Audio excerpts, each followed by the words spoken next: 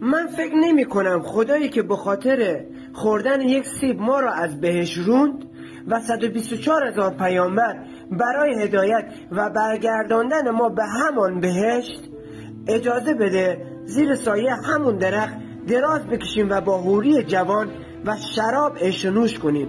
چرا؟ چون الان چیزی رو که داریم خودمون میبینیم رو به همون دروغ میگن. وای به حال روایت هایی که از گذشتگانشون رو برای ما نقل قول میکنن.